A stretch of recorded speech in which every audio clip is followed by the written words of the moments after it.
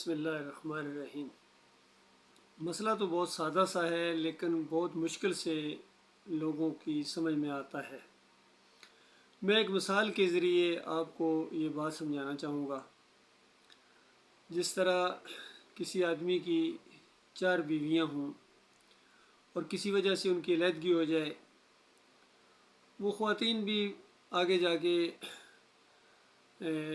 دوسری شادی کر لیں، ان کی آگے اولاد ہو، نسلیں گزر جائیں، اور پھر جو کافی نسلیں گزرنے کے بعد وہ جو لوگ ہوں وہ دعویٰ کریں اس پراپرٹی کا جو اس آدمی نے ان خواتین کو چھوڑ دیا تھا، اور لڑیں آپس میں، ہر ایک حقدار بننے کی کوشش کرے، حالانکہ ان میں سے کوئی بھی اس پراپرٹی کا حقدار نہیں ہے، کیونکہ جب تک وہ رشتہ قائم تھا وہ خواتین اس پراپرٹی کی حقدار تھیں، لیکن جب وہ رشتہ ہی ختم ہو گیا، علیحدگی ہو گئی، طلاق ہو گئی، انہوں نے علیحدہ گھر بسا لیا، پھر پچھلے خاوند کی طرف دوڑنا یا اس کے اوپر اپنا حق جتانا اس کی پراپرٹی کے اوپر، پھر لڑنا آپس میں، یہ جہالت کی انتہا ہے۔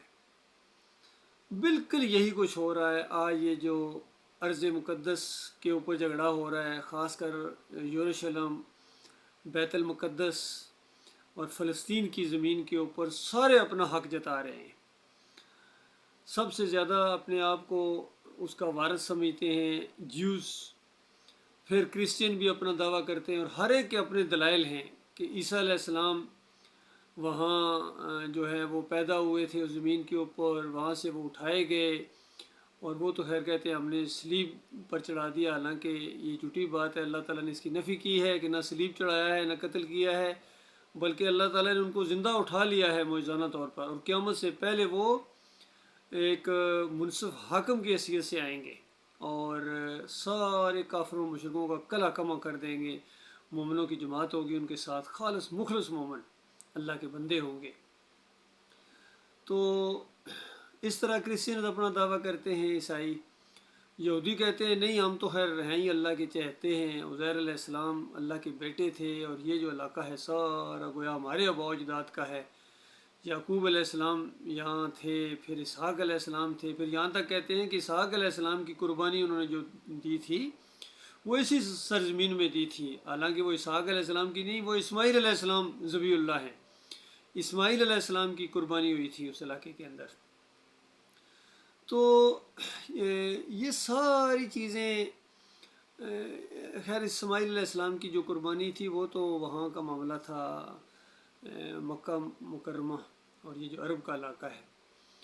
بہرحال ان سب کے دعوے ہیں۔ اسی طرح یہ جو رافضی ہیں ان کے بھی دعوے ہیں کہ ہم بیت المقدس کو آزاد کرائیں گے، ہم یہ کریں گے، اور عام طور پر جلسے اور ریلیاں نکالتے رہتے ہیں۔ اور یہ دوسرے جو سنی لوگ ہیں مختلف ممالک کے اندر، یہ بھی اپنا حق جتاتے ہیں، اور پوری طرح کہ ہمارا قبلہ تھا، نبی علیہ السلام نے وہاں انبیاء کی امامت کی تھی، وہاں سے معراج پر گئے تھے۔ بھائی یہ باتیں تو سب اپنی جگہ ہیں، لیکن مسئلہ یہ ہے کہ وہ جو کہتے ہیں نا کہ تھے تو وہ آباء تمہارے، مگر تم کیا ہو؟ تم تو کب سے فارغ ہو؟ یہ چاروں گروہ تو فارغ ہو چکے ہیں اللہ کی رحمت سے، کیونکہ انہوں نے اللہ کے ساتھ شرک کر کے اس دین کے اندر جو اللہ کا دین ہے اسلام، ان سب نے اس دین کو چھوڑ دیا ہے، بلکہ ان کے اوپر اللہ کے غضب نازل ہوئے ہیں، یہ راستے سے گمراہ ہو گئے۔ اور اللہ تعالیٰ نے اپنے مخلص مومن بندوں کو کہا کہ اللہ سے اس طرح دعائیں مانگو کہ یا اللہ ہمیں ان لوگوں کے راستے پر چلانا جن پر تو نے انعام کیا، اور جن پر تیرا غضب نازل ہوا ان کے راستے پر نہ چلانا، اور جو گمراہ ہو گئے۔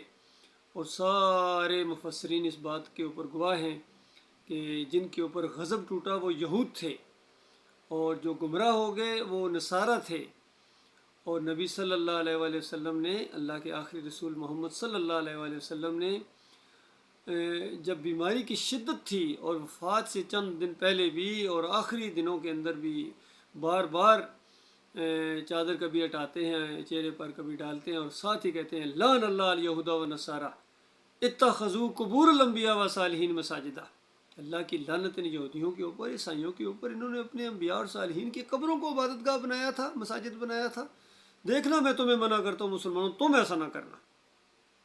لیکن مسلمان کوئی پیچھے رہنے والے تھے. انہوں نے وہی کام کیا جس کی وجہ سے یہود و نصارہ پر لعنت پڑی تھی. تو اب یہ بھی اللہ کی رحمت سے دور ہیں. اب جو مرضی کریں، مقدس مقامات، کبھی عیسیٰ علیہ السلام کا نام لیں، کبھی امام الانبیاء. وہ تھے، تم کیا ہو؟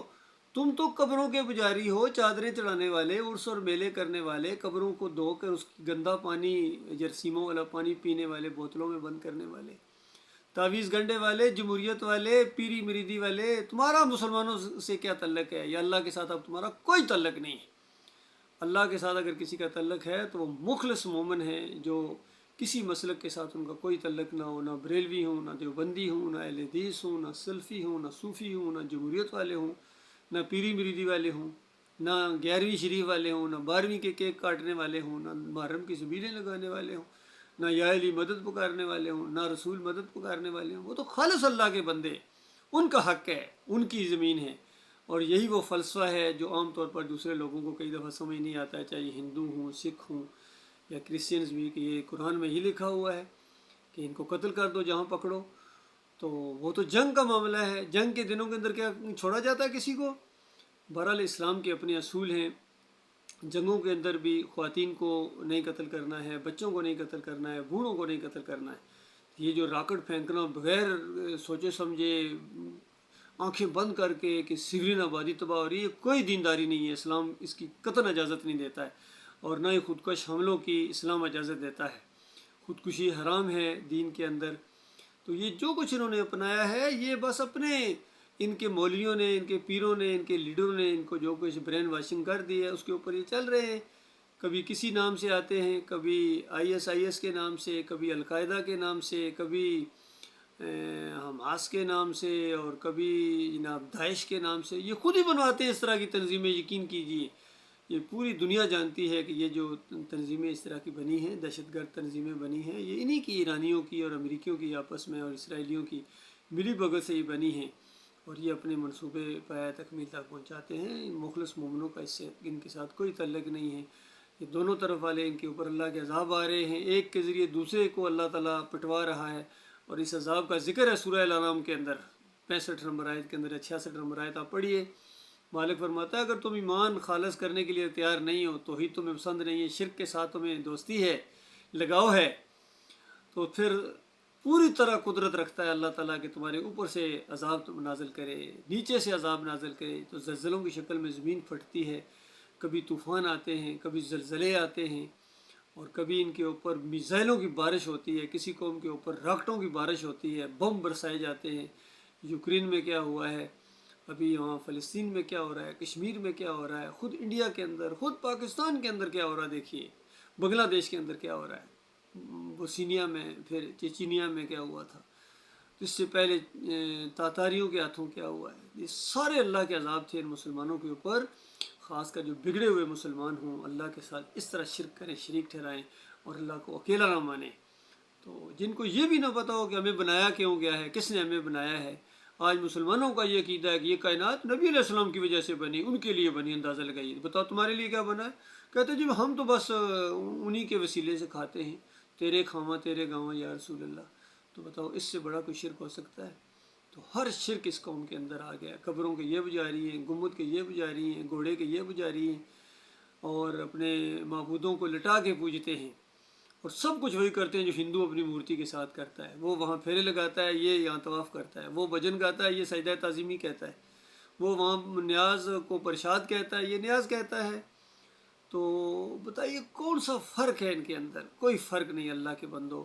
اسی وجہ سے عذاب آ رہے ہیں. اللہ کے عذاب کا کوڑا رکنے کا نام نہیں لے رہا ہے. ایک سے ایک نئے بہانے کے ساتھ ان کو اللہ تعالیٰ پٹائی کر رہا ہے. اور یہ دنیا کی ذلت اور خواری ہے جو مرنے کے ساتھ برحال ختم ہو جاتی ہے، لیکن ان کے عقیدے میں خرابی کی وجہ سے مرنے کے بعد ان کو جو آگ لگنے والی ہے وہ خوفناک آگ، کبھی اس سے یہ نکل نہیں پائیں گے.